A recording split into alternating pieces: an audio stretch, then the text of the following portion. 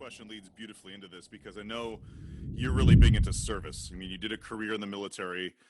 You work with these youth bands quite a bit. So, I mean, throughout your career, I mean, the idea of setting up clinics, working with the youth groups, what does that bring to your life? That idea of giving back.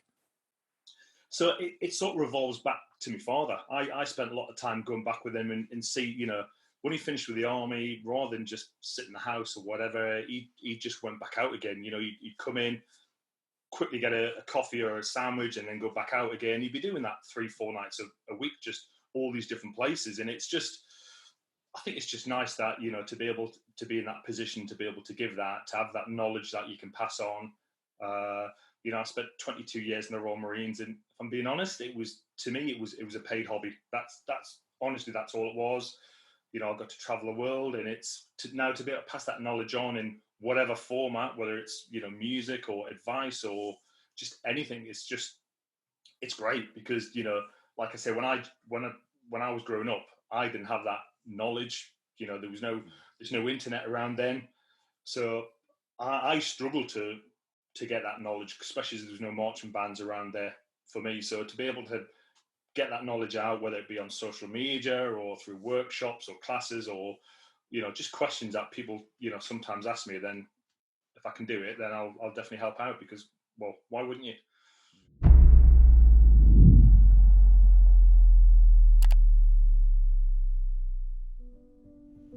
Greetings, I'm Mark Riley, and welcome to the Washington Tattoo Podcast, where the world's musical traditions come to life. The Washington Tattoo is an international music and arts festival coming to the Washington, D.C. metro area. Our podcast explores the lives and stories of world-renowned musicians, dancers, producers, choreographers, artists, educators, arts advocates, and those who serve our cultural communities at large. For more information and donations, find us at www.thewashingtontattoo.com. Now, please enjoy this episode of the Washington Tattoo Podcast, sharing the power of the arts, one story at a time. Greetings, everyone. Today we have Stuart Warmington. He is the marching manager for British Drum Company and served as a career drummer with Her Majesty's Royal Marines Corps of Drums. Stu has traveled extensively around the world playing for the royal family and heads of state. He's also the president of Britain's Traditional Youth Marching Band Association, as well as a percussion advisor for Liberty High School Grenadier Marching Band, one of the only traditional British-style Corps of Drums drumlines in the United States, based in Bethlehem, Pennsylvania. Stu, thank you so much for taking the time to speak with us today. That's so great. How's it going? It's going well, going well. I mean, you and I have been friends for a long time. We've had great stories and great times over the years, and I'm really excited just to kind of dig into some stuff with you. Yeah, I mean, we'll encroach on some of that in this interview, no doubt. So it'd be good to get the story across to everybody else and find out how we met and all the rest of it. Perfect. All right, so the first question I love starting out with is, I'm a big guy about inspiration and the people who kind of light the spark for people in their careers. So who would you say was your first big inspiration and why? Oh, I mean, this is easy for me. This had to be my father. Start from a very young age. My father was quite a military background himself. He started off in youth organisations like a lot of people do, and then he went into the Merchant Navy for a bit, and then he joined the Parachute Regiment, where he was the drum major for the Parachute Regiment, and then he transferred over to the Royal Regiment of Fusiliers as their drum major, and he was there for about 11-12 years before he finally retired. And it was during that time that, away from the army, he used to give a lot to youth organisations, whether it was Girls Brigade, Boys Brigade, Air Cadets. He just loved music and drumming, and obviously being at such a young age, I used to tag along, and I used to just see everything. And I mentioned this in an interview not so long ago, and I was about 5 or 6 years old, and I can remember he had quite an extensive collection of vinyls, military vinyls and LPs, and he put them on one day, and he just said, "Look, do you know what foot they're on?" I was like, well, of course I do. It's a record. It's not a video. I can't see what foot they're on. And I can remember explaining then, when I was 5 or 6 years old, that, on the start of a phrase, 9 times out of 10, it's going to be a left foot. And it was that education from a young age that progressed with me. And every time we went to teach a band or somewhere, I went along with him, and I was just, just a kid that tagged along. But it was just that visual aspect constantly that was in the back of my mind, and it was just always there.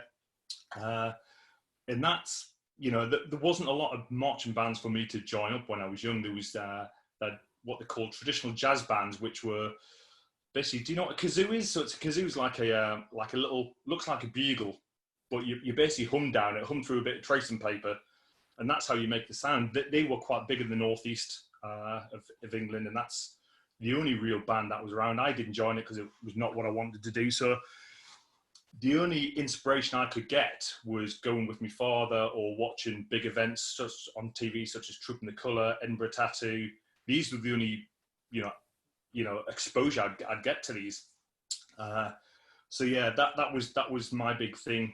I joined the Marine Cadets when I was younger, and then obviously waited my time and then joined the Royal Marines. But definitely, without doubt, my biggest inspiration, even to this day, is my father, who's unfortunately not longer with us. But there's loads of questions I'd still like to ask now. Now I'm a bit more knowledgeable in myself and what have you. But we had a big military history family. My sister joined the Navy. She was also a drummer in the Navy.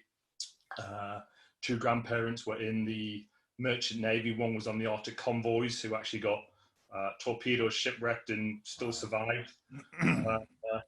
So yeah, we've got a lot of history within military history within our family. So yeah, I was always going to go down that direction at some point. It was just what way, but like I said, it was all about drumming and music for my father, and it rubbed off. To be honest, I was brainwashed from a young age. Let's face it. I love it. I mean, so I know a lot of folks over in the States probably don't know about the youth band circuits or the cadet circuits over there. Could you talk a little bit about that, the events that they have and the kind of styles of music that are played? Yeah, so to match the 3 services, such as the British Army, the Royal Navy, and the Royal Air Force, we have youth organisations that they're a bit of a stepping stone. You try and get them involved in this, and the idea is to push into the major services. So you have the Air Cadets, which is basically the Royal Air Force cadets. You have the Army Cadets, which they're all over the UK, but badged up with different regiments of the British Army. And then the Sea Cadets, which are based on the Navy, but within the Sea Cadets, you have Marine Cadets. And these organisations, I'm guessing it's a bit similar to the Scouts over there. You can do rock climbing, abseiling, field work, field craft, marching bands, working with, if you're in the Air Cadets, you do a lot of work in the air and gliders and stuff like this. So it is just like a way of getting these people in, or getting them at a young age to join the services. As well as that, we have youth bands dotted all around the UK that are just a general marching band, but don't belong to their own identity. They don't have, they don't belong to any sort of organisation other than, their own band, but there is a bigger organisation that they can latch onto. And, these bands play school fetes, they do parades through towns, they put concerts on for themselves, and it's, back in the day, there was hundreds and hundreds of these bands in the UK. Unfortunately, none where I live, but there was a lot, and they've dwindled down over the years. But it's still, I think, even more so during lockdown, all this is starting to take a bit of a turn now as well. But there's plenty of bands in Northern Ireland. There's over 700 marching bands in Northern Ireland. That's quite a big culture side of it, and that's great because when I look at it, it's just about the music. It's not about anything else, and it's the same wherever else I look in the world. To me, it's just about the music. Nothing else comes into that for me. That's great. I mean, the next question leads beautifully into this, because I know you're really big into service. I mean, you did a career in the military. You work with these youth bands quite a bit. So, I mean, throughout your career, I mean, the idea of setting up clinics, working with the youth groups, what does that bring to your life, that idea of giving back? So it sort of revolves back to my father. I spent a lot of time going back with him and see, when he finished with the army, rather than just sit in the house or whatever, he just went back out again. He'd come in, quickly get a coffee or a sandwich, and then go back out again. He'd be doing that 3-4 nights a week, just all these different places. And I think it's just nice that, to be able to be in that position, to be able to give that, to have that knowledge that you can pass on. You know, I spent 22 years in the Royal Marines, and if I'm being honest, it was, to me, it was a paid hobby. That's honestly, that's all it was. You know, I got to travel the world, and it's now to be able to pass that knowledge on in whatever format, whether it's, you know, music or advice or just anything. It's great because, you know, like I say, when I was growing up, I didn't have that knowledge. You know, there's no internet around then, so I struggled to get that knowledge, especially as there's no marching bands around there for me. So to be able to get that knowledge out, whether it be on social media or through workshops or classes or, you know, just questions that people, you know, sometimes ask me, then if I can do it, then I'll definitely help out because, well, why wouldn't you? Yeah. Well, I love that too. I mean, you definitely see the reactions of an audience during an amazing performance, right? So there's that side of it, but then there's the idea of, you know, children are coming from all sorts of backgrounds, and some of the backgrounds are really good and they're healthy family situations. Some of them are not. And I know that, you know, we've talked over the years about teaching and different types of students and the different kinds of kids you reach. And sometimes I think band rehearsal or music rehearsal is the highlight of their day because, you know, when they go back home, maybe life isn't so great. So, you know, we speak that we're really blessed. We have great families. We're really lucky for that. But I mean, sometimes it's really heartwarming to give those kids those gifts when really there's not much else positive happening in their life. No, I agree. You know, sometimes these band activities are a bit of an escape for them. They get away from any problems they've got at home, and a lot of the time they can express themselves, which is more important, which they might not be allowed to in the home life, or be who they really want to be. You know, the performance arts is the ideal opportunity for them just to be who they want to be, not be judged by anybody else, and just enjoy themselves more importantly. Yeah. And then you make some of the best friends you've ever had in your life. And, you know, when people are trying to learn those things from a business side of the house, when they're older and they're talking about spheres of influence and things like that, sometimes they're starting from ground zero, where if you have a kid involved with a youth activity like this, they've already got great friends and kind of a support network right after the first practice. Yeah, I agree. I mean, before I joined the Royal Marines, there was a bit of a recruiting gap. They'd stopped recruiting because there was too many people in the armed forces. So I just waited and waited until that gap opened up because I knew exactly what I wanted to do and nothing was going to change my choice. So I joined the TA, which I'm guessing is a bit similar. It's the Territorial Army, which back then is a bit similar to your reserve army. Mm-hmm. Basically doing exactly the same job, working in the Corps of Drums. But, you know, some of the guys I joined up with then are now, you know, one of them was a senior drum major in the Guards Division, and, you know, you're friends for life. And that's what these organizations, it's all about. It's all about forming bonds and, you know, teamwork and all the rest of it. And that's what I like. And it's not changed from being in the reserves to then moving into the regular Royal Marines. It's exactly the same. It's the same ethos. So yeah, fantastic. So, I mean, could you give some advice for somebody looking to maybe have a career in music, or, you know, in the music industry? It could be performing or teaching, or, you know, even being on the industry side of things. I mean, performing or learning is obviously the best place to start, but especially during this lockdown, I think what it's highlighted is there is more knowledge out there now than there has ever been, and more access to it. I think what's been highlighted through this pandemic is you don't have to go to somebody's house to get a lesson off somebody. You know, you got people getting lessons from somebody in Scotland and they live in New Zealand. And I think this has highlighted the fact that it's, you know, it's easy. To be honest, there might be too much information out there. It's known where to go. And, you know, I've done before. I've been watching YouTube and I've gone down a rabbit hole, and 3 hours later I'm watching something nothing to do with what I originally started with, but still drumming maybe. So you've got to be careful you don't go down that route. But the knowledge and the access to it has never been greater than what it's at now. So, you know, go online and look, work out what your goal is, give yourself targets in between that. So you don't want this massive target that you're never going to reach. You want an end target, goals in between that you feel you're actually getting somewhere once you hit each target coming up. So, but there's plenty of people to ask out there, and, you know, it's just out there for people to go. I wish I had that when I was a lot younger, if I'm being honest. Yeah, I agree. So next question too. I mean, you're a seasoned traveler, seasoned performer, seasoned educator. There's gotta be some amazing moments that you've got throughout your career. Do you have a favorite musical memory? I've got a few. Honestly, this, so like I said, it's been a paid hobby. I've absolutely loved the last 22 years. But I've got a couple I can give you, or maybe three. We'll see how we get on. The top one has to be the opening ceremony of the 2015 Rugby World Cup in the UK.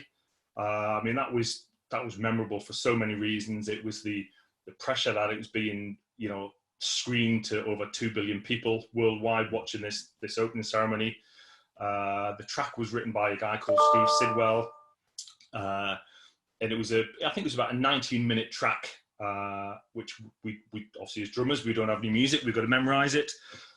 We had movements in it, and this track was in 5/4 time, which is not too complicated.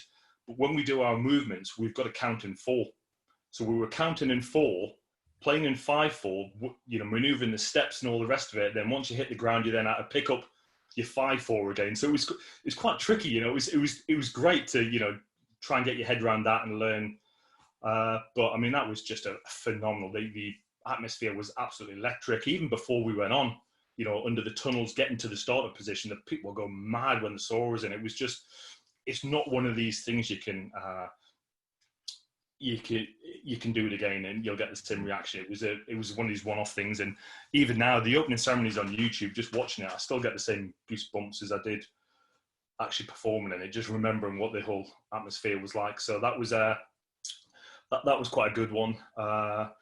And probably one of the other big ones is we did a world record attempt in 2014. The Royal Marines celebrated their 350th formation of the anniversary of the formation, and back in 1664 the buglers were there present. There was drummers present on the formation.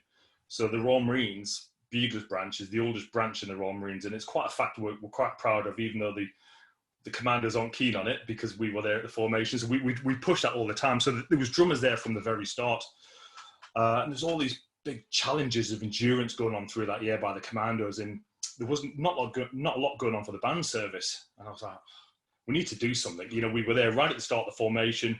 350 years later, we need to be doing something. And I don't know why, but I just looked at the Guinness Book of World Records, and there was a record there for the world's longest drum roll, group drum roll, that is. And it was I think it was 27 hours or 28 hours from a high school band in, I think it was Michigan at the time. And I just thought, well, we can do that. We can totally do this.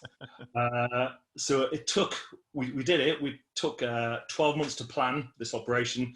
The hardest part was getting the guys together, because the engagements for that year were already being put into place. So we were trying to get everybody into one place. We'd got the Tower of London booked to do it. It was great, ideal spot in London.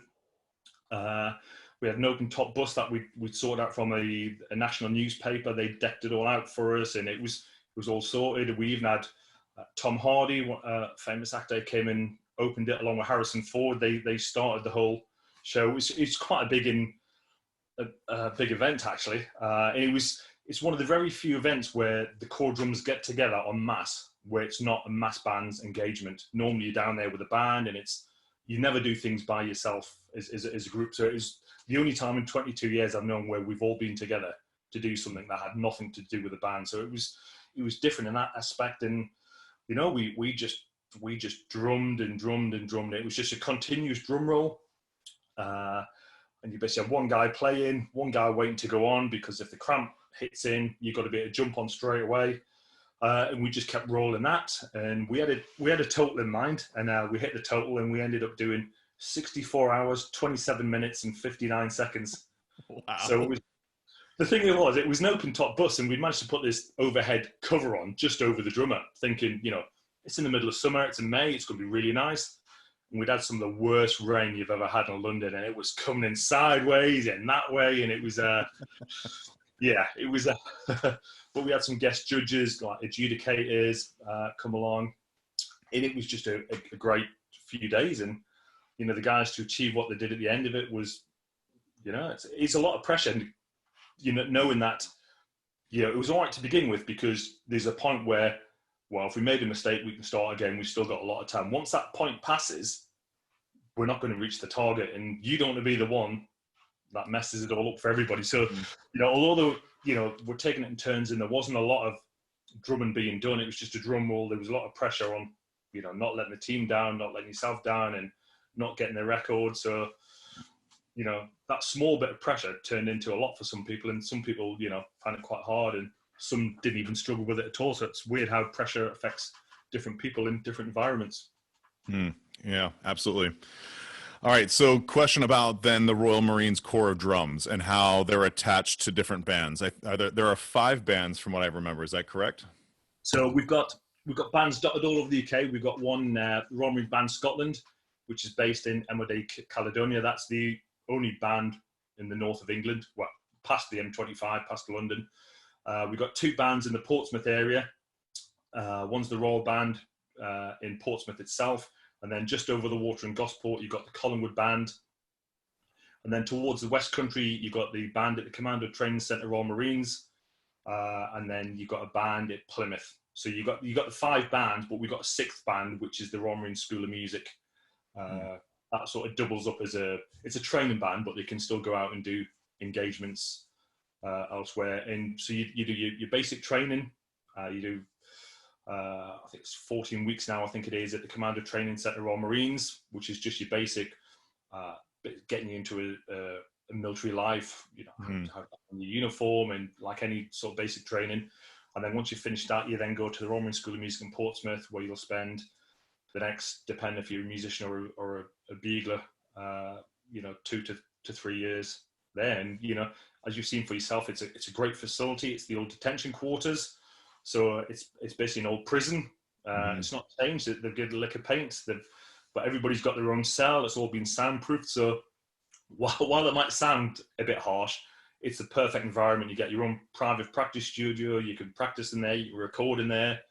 It's just ideal. There's a big concert hall there. There's a parade square. It's the perfect place to have a school of music. Yeah, that's incredible. And so the Corps of Drums itself, and just so people that know the difference between the percussionists in the band, is not the same thing as the Corps of Drums. No, so the percussionists come from the band itself, and they'll play instruments such as instruments you can't really play on the march, so oboes, bassoons, that type of thing. So they'll take up them positions when they're in a marching band. The Royal Marine Buglers join up to play bugle, drum, and also herald, fanfare, trumpet. So they're the three instruments to play. And, although we are drummers, we're called buglers, and that stems from our ties with the Royal Marine Light Infantry. When they amalgamated, they kept the title bugler, which can often confuse people. So depending on who you're talking to, you tell them you're a Royal Marines bugler, or you tell them you're a Royal Marines drummer.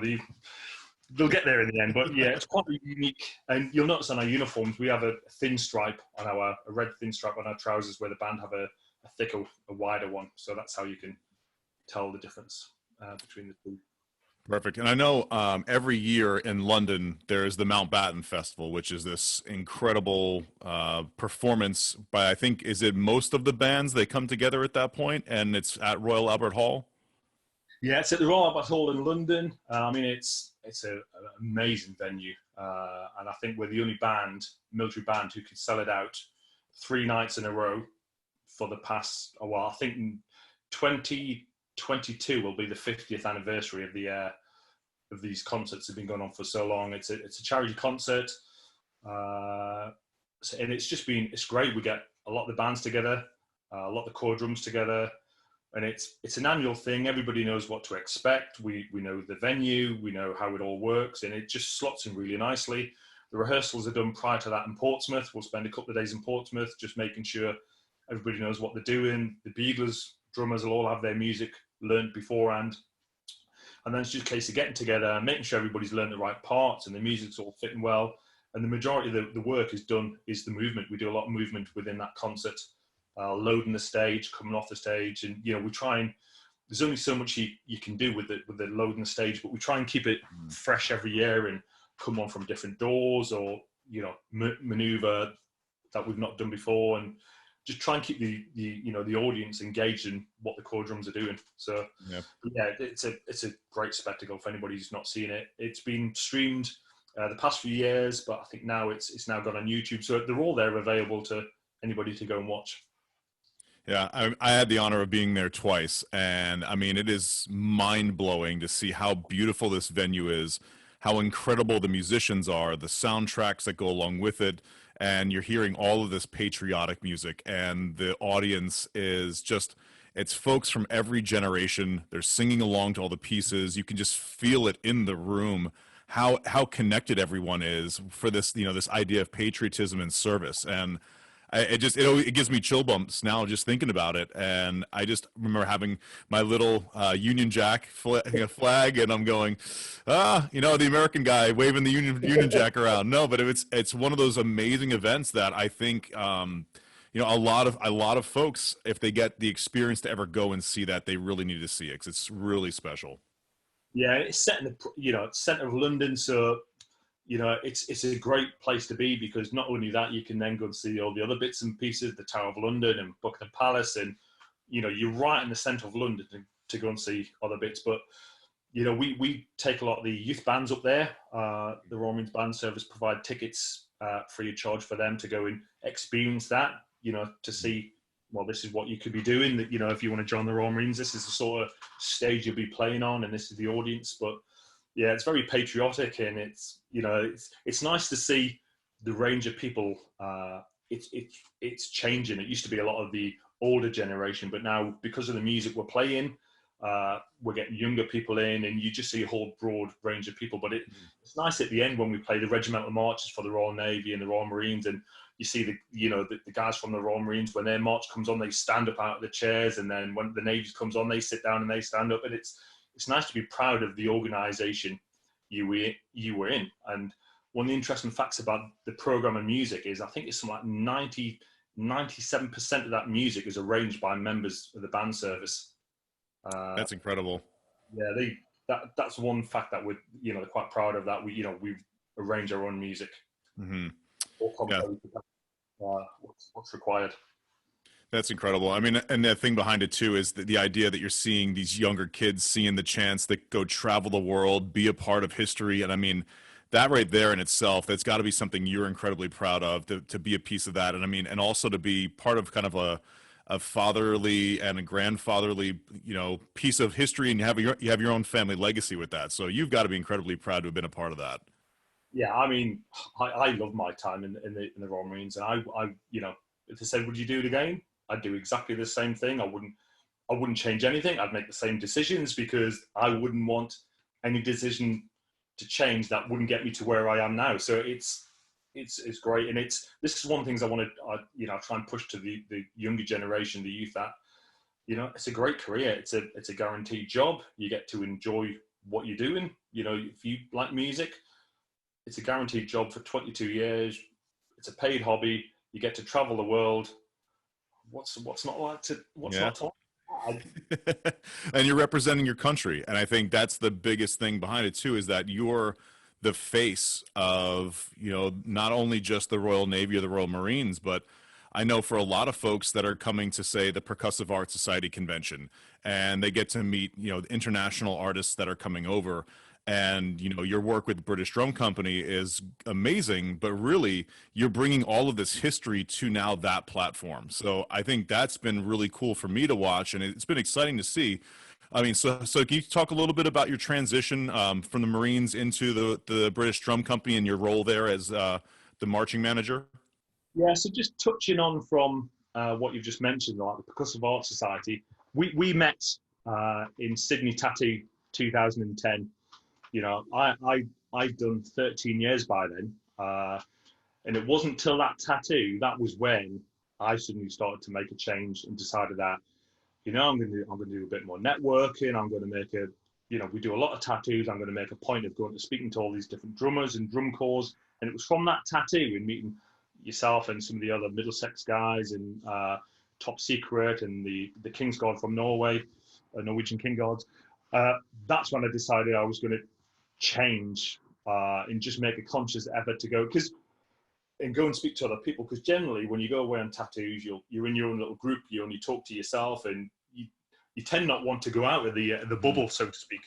So it was from that tattoo that I just thought, all right, I'm going to make a conscious effort, and 10 years down the line, this is where we are with me and you, we met a few times on different various occasions. So, and it was because of this that got me within the British Drum Company.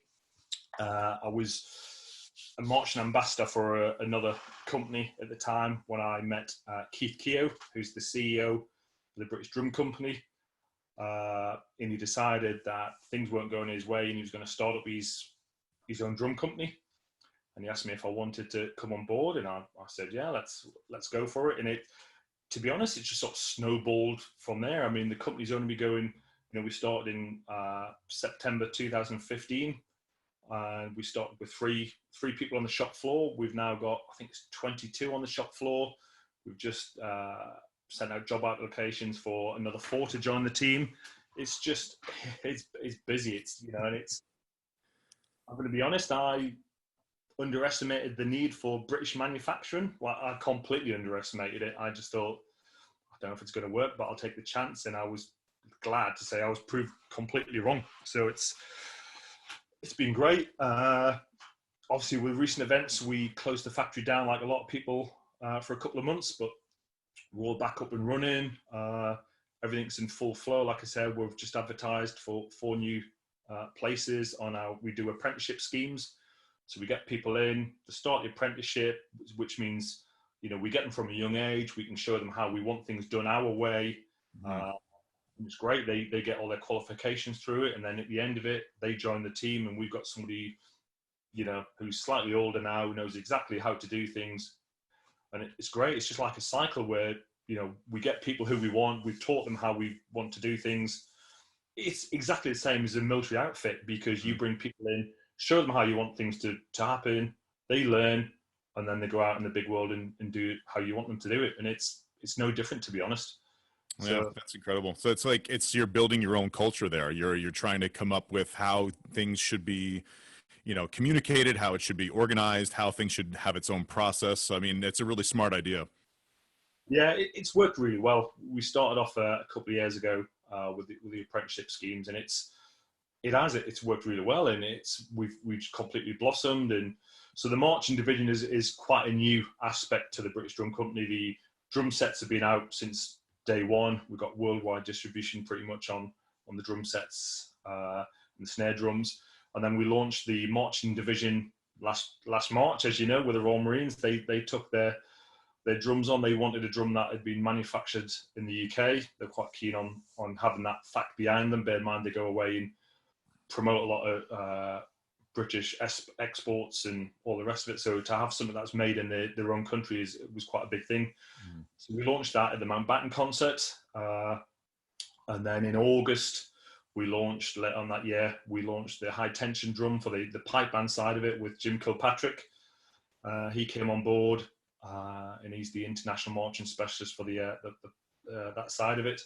And it's been great. The Axial series, which is the pipe band drum, it's just wowed people, and it's a little bit different looking compared to a lot of high tension drums, but it's worked, and they're flying out. And so yeah, the 2 series we've done so far, which is the traditional march and then the pipe band, have gone down really well. And then the next stepping stone is drum corps. So you just go from one to the next and see where it takes you. But yeah, British manufacturing is booming even after what's happened recently. And it's great. Yeah, that's exciting. I mean, at some point, things are going to come back to normal, and if the new normal, however people want to think of it, it's going to have some point where things come back. And however that looks with, events and pipe band competitions and drum corps competitions, there will be events again. And I think that's what people have to really keep their eye on the horizon. They've just got to make sure that they keep thinking at some point, this is going to go back to some relatively normal style of life, right? Yeah, I mean the pipe band industry is really suffered. There's been no competitions. So, if the pipe bands aren't outperforming, they're not out, raising money, because, that's how they raise their money. They go out and do gigs. And so there should be nothing, no competitions. The Royal Society of the Bagpipe Association have just cancelled all competitions, and there's just nothing. There's online competitions, but it's not to the same aspect as what it should be. And a lot of businesses rely on this, and pipe bands rely on traveling. I know a lot of people had issues with hotel bookings that they'd already booked for the World Pipe Band Championships this year, and they're not getting refunds and travel. I know there's a whole load of issues. So I think everybody will be glad when it gets back to whatever normal is. They'll be glad, you know. Yeah, exactly. And it's getting out with your friends as well. You know, we've had the social distancing where there was a point where we couldn't even go out. So you know, you can't even, you know, while lessons are good to Skype, it's not the same as playing in a group online. So I think once normality gets back, I think everybody will be a lot happier and we can start moving forward. Now, next year, I think it's going to be booming for the pipe band world, and everybody's going to want to go. They've had a whole year to practice. The standards should be sky high, and it should be not as much money spent, so they might have a little bit extra money for travel next year. So there might be small bands travel that wouldn't generally travel then. So we'll just have to wait and see. But yeah, they have suffered this year, unfortunately. Yeah, well, I've been telling people there's no reason you shouldn't be practicing. Like we should be so much better next year than we've ever been. Yeah. So since leaving the Marines, I've done a lot less practice because my job's changed completely. Performing every day to working with the company, but even in the house now, we've got my coffee machines in the utility room in the house, and I've set a pad up. So every time I put a coffee on, I got my pad and sticks, and I know every time I have a coffee, I've got at least 3 or 4 minutes to do something while I'm waiting for my coffee to brew. So I love it.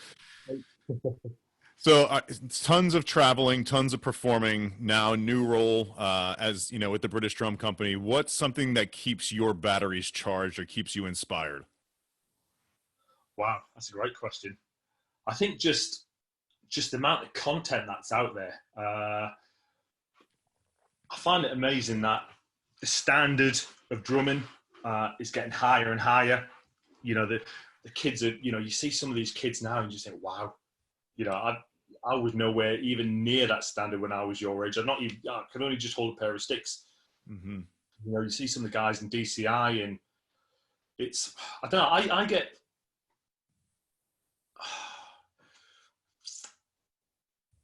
how can I describe it?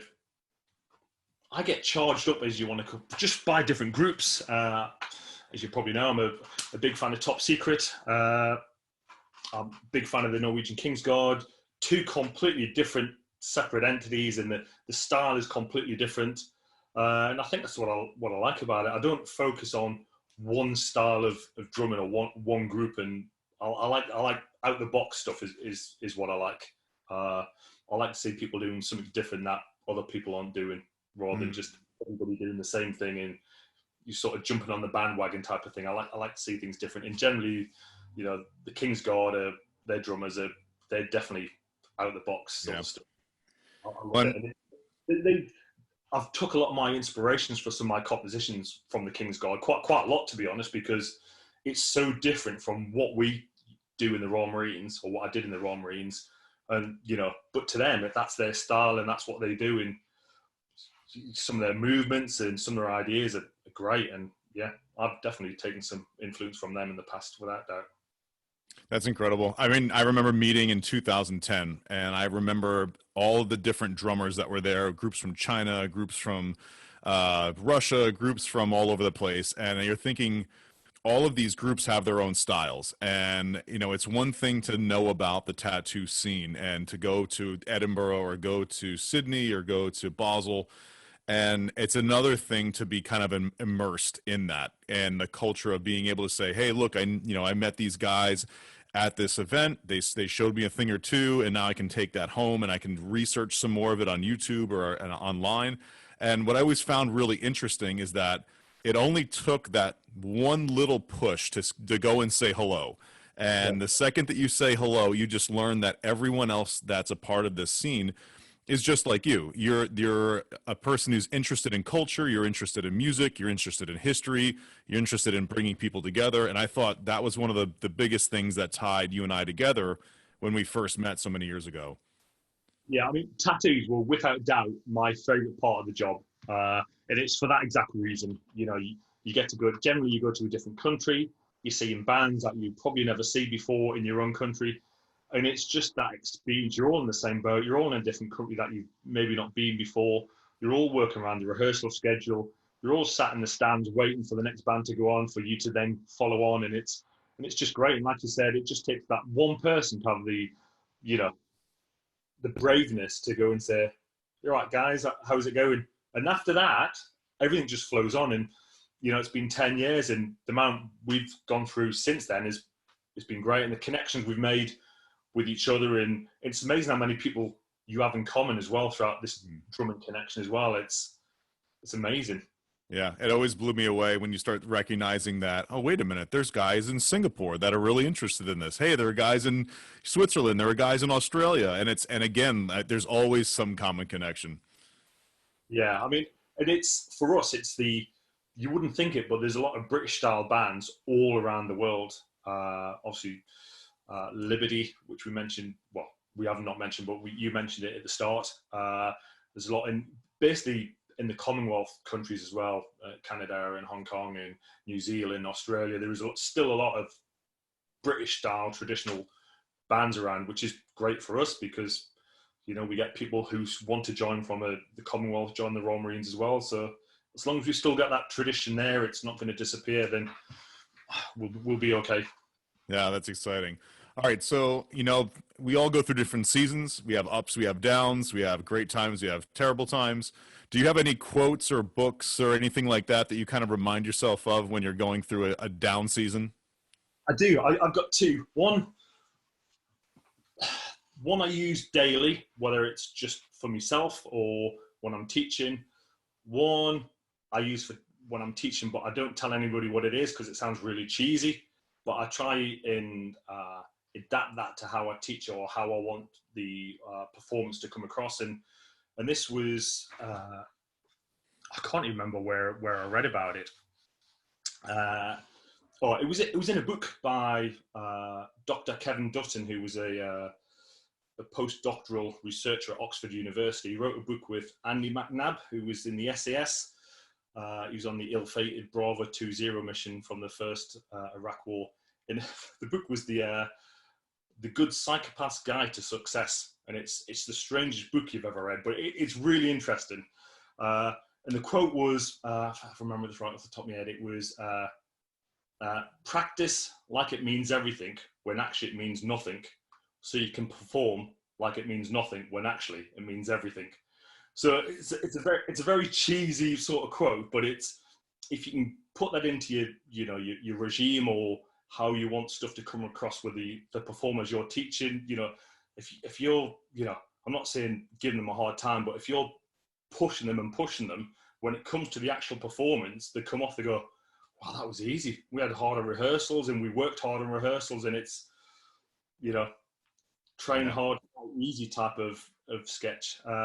So that's the one I don't actually quote because it, like I said, it just sounds a bit cheesy. But the one I do quote, and it's a mantra I sort of use, is pressure is nothing more. Pressure is nothing more than a shadow of great opportunity, and it is whatever you do. If you know, you're only learning when you're out your comfort zone. You know, so whatever that pressure is, you know, there's got to be a reason why you've got the pressure. So it's just a great opportunity for you to promote yourself, and whether that be individuals, as a group, whether it's be something you're going to publish or whatever. It's just, so that's something I use quite often. That's great. Within myself and with the guys I teach out in Bethlehem. All right, so last couple questions here. I always like kind of ending with this one. So if your current self could tell your 20-year-old version of yourself any advice, what advice would you give yourself? Wow. At 20 years old, I was 1 year from joining up the Royal Marines. So I just don't say no to anything. I think I maybe did that in the first couple of years when I was in the Royal Marines, a bit scared and a bit wet behind the ears and scared to take chances maybe. But it got to a point where I got past that. But, you know, I'd missed, like I said, you know, when we first met, I'd spent 13 years in, and there's a 13 years where of not connecting with people, and that's something I sort of not regret, but it's something I wish I'd sort of pushed forward and just networked right from the start rather than to the last half of my career. It's a little bit easier now because it's obviously the social media, but back then, that wasn't available. So, but yeah, just enjoy it because, I definitely wouldn't change anything other than just network a bit more and speak to drummers from across the world. That's great. Awesome. So last question, personal professional projects that people should be on the lookout for. What do you got? Right. Well, I've got two on the go. The first one is I teach it. We sort of mentioned it previously. I'm a percussion advisor for the Liberty High School Grenadier band in Bethlehem in Pennsylvania. So what that entails is I go across every summer. I get the students for 4 years, but every year I get a new batch of students who some have never worn a drum before, some have never held traditional grip, and they've definitely never done stick work before. So I get a week to get them up to a standard where once I leave, they can carry on. And during that week, they've got to learn a new field show for the halftime games. Some have never done drill before. So to get that done, that's quite hard. All the marches, I've got to rescore the marches and put stick work in. We go through the rudiments, that type of stuff. But also we learn a new drum salute, like what we call a drum static. It's called a static because we don't move. It's just a solid block of drummers, and that can be quite hard. So the guys who've never done any of this before, all of a sudden, they're lifting the sticks up, and they're worried about hitting the nose, and stick work is the hardest thing to do until you know what to do, and then it looks a lot hard. We make it look hard, and it's not. It is easy. It's having the tricks of the trade and all the top secret information about how to do it.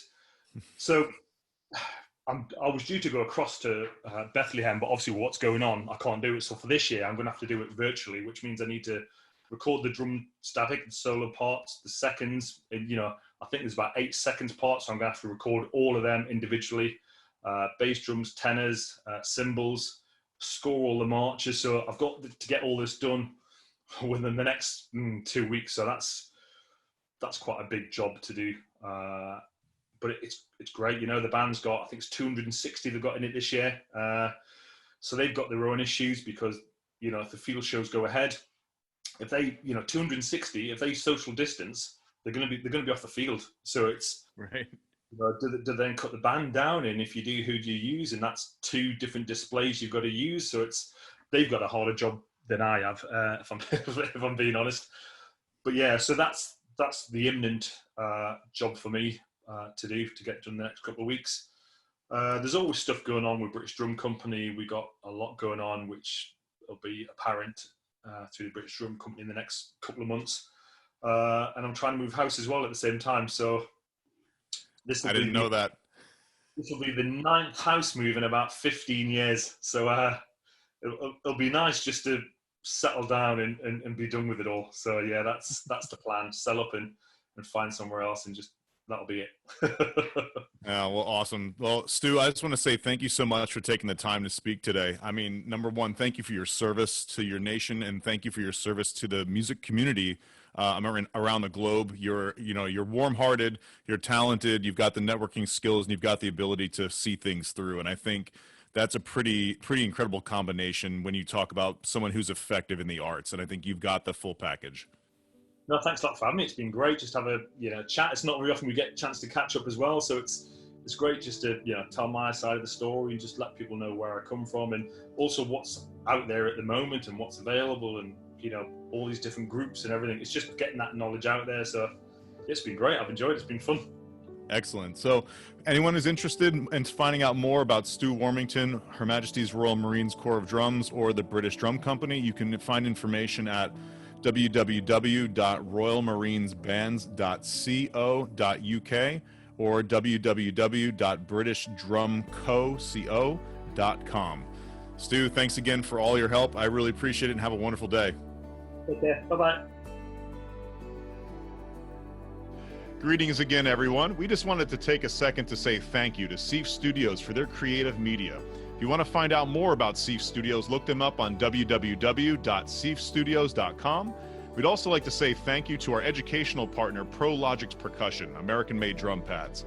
They're doing a special discount code for our listeners today. So if you go to www.prologixpercussion.com and type in TWT20, you will receive 20% off your entire order. So thank you very much for tuning in today, and please check out our supporters.